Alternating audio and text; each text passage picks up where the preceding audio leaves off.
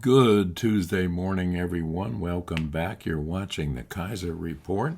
I'm John, coming to you today with the news that we have our president, missing in action president, has decided to put boots on the ground in the Israeli conflict, it looks like. So we're going to be sending some of our sons and daughters over there to work with Israel, hopefully, in ending this Hezbollah situation that's going on. And hopefully we'll be able to do something about the Houthi rebels that are continuing to fire upon our Navy ships and the merchant marine ships that are trying to move product through the Suez Canal and down through the Red Sea. The Red Sea is a hotbed right now, and we're trying to defend ourselves and the shipping lanes at the same time.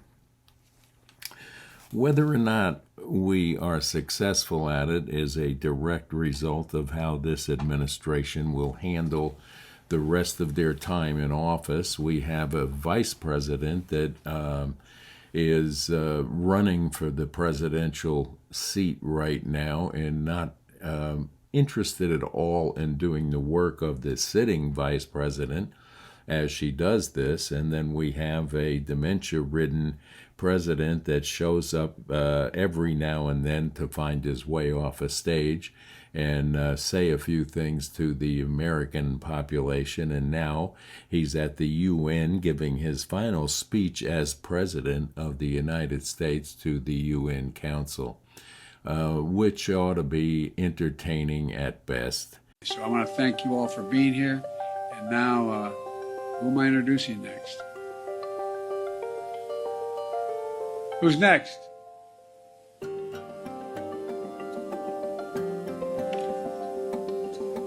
Distinguished guests, the Prime Minister of the Republic of India.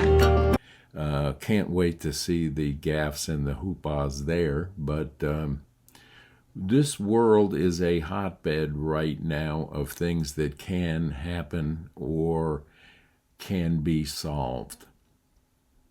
It's going to take people of great knowledge in foreign affairs to have that happen and come to a peace agreement somewhere along the line that isn't a two-state agreement, because that is a total failure. So we'll wait and see. The election that is undergoing in the United States, or the campaigning for election, is at an all-time high. I understand today that Kamala will be actually going to visit the border.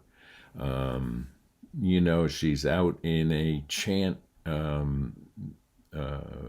mess yesterday, screaming at the top of her lungs, no deportations, and she wants citizenship for everybody.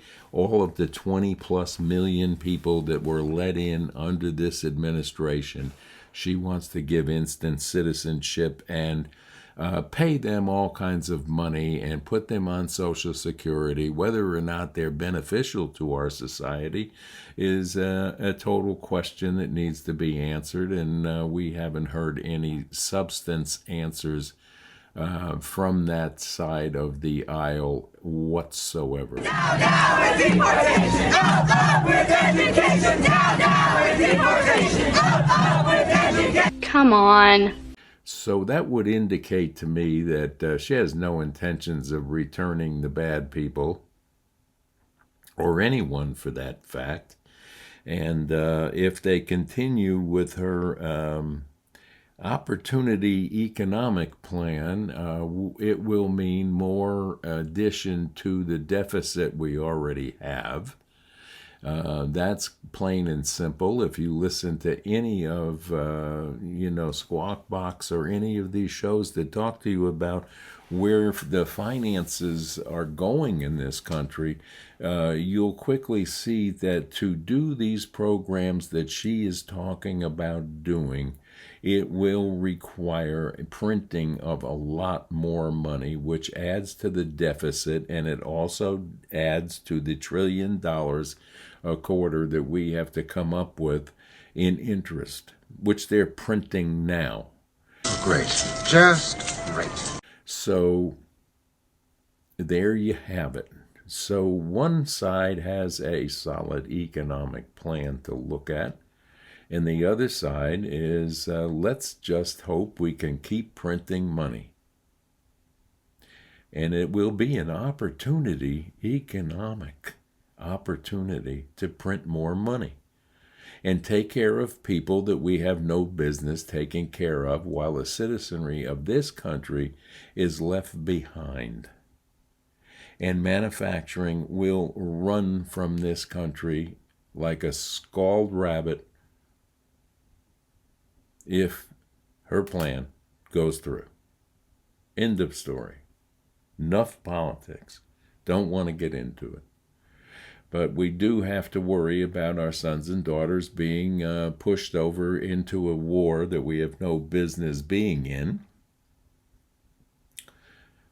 But then again, we're going to have more and more fronts opening up if we continue in this fashion to show weakness in the world theater.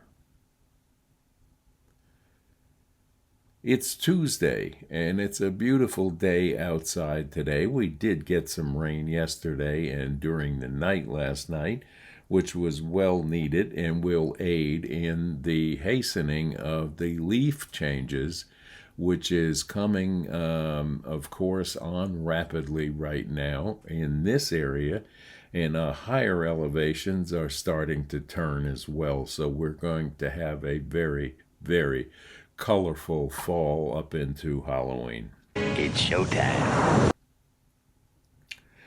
On the weather front, there is a hurricane and cyclone warnings that are forming just adjacent to the Caribbean on its way to, if you believe the tracking that the American model shows you, it will be hitting Florida, the Panhandle, and on up through Tennessee at some point, but this is all subject to change. They haven't named the hurricane yet. They say that it will be Hurricane Helen, I believe, but we'll see where that goes. So let's keep an eye on that, because that's going to be a lot of wind and water coming up this area here, as well as the devastating effects of a hurricane that will take care of Florida and New Orleans. All of that area down there is in the path of this thing that is building right now.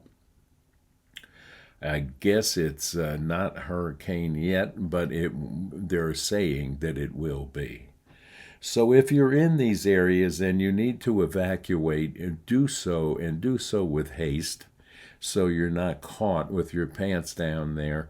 And if you're going to have to hunker down and stay, make sure that you're well protected. Make sure you have plenty of water on hand, and board those windows up, because it could be a real good blow right now coming in.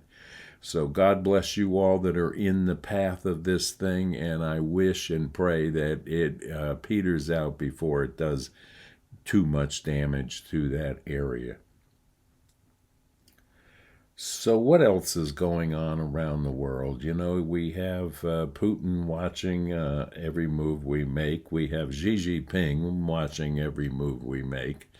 And we are, in some fashion, the laughing stock of some of these people because of the way things have been handled through this past administration for almost 4 years now. We're watching mistake after mistake being made on the world stage that we should have been a little bit more diligent in taking care of. But we'll see where it goes from here. And they're watching this election We have a lot of election interference going on and all kinds of conspiracy theories that are in the wind right now with regard to assassination attempts, rewards being put out for somebody to go out and hurt or kill a candidate. And it just keeps getting worse if you watch social media. But you all need to realize when you're on these social media platforms, and this one included, you need to make sure that the clickbait that they use to get you to look at these things could be being generated by bots and AI and things of that newfound ways of getting into your mind with disinformation, malinformation. That's a new word that the government is come up with now, malinformation. So if you have regulars on here, like Stephen Gardner and people like that will come to you with factual news that has been vetted and researched, I here at the Kaiser Report will not tell you anything that I haven't verified before I say it. And this is an important thing. But if you go just through YouTube here and you start looking at people that are posting things, and I'm not going to name names, but there are quite a few people out there that are putting up clickbait, saying that, Kamala showed up drunk. Trump did this, and and they're things that make you go on to listen to utter nonsense that they have to spew with their own opinions, and this is not doing you a service in any fashion. So there are people, such as Russell Brand and Patera at the Appalachian Homestead, and these people will tell you their opinions, and their opinions are usually pretty well spot on, and you can listen and learn from people such as Appalachian Homestead, because they'll teach you how to put up your vegetable crops. They'll teach you how to can. They'll teach you how to self-preserve, and they will also ask you to pray.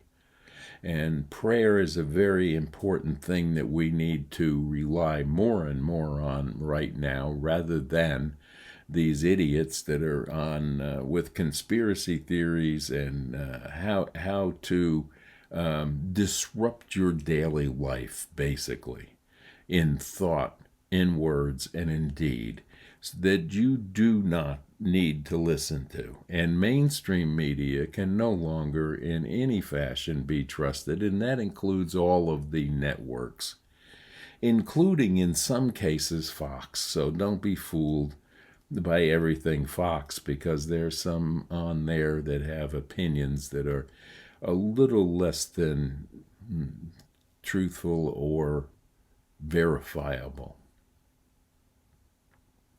I understand that the Gutfield Show is one of the highest rated late night shows now, which is amusing to me, because usually they don't allow those kinds of facts to be handed out lightly over the TV set. So you may want to tune into that for a laugh. There's a lot of levity there that we need right now. The more you can smile at these people that are on the other side of what your mainstream thoughts and opinions are,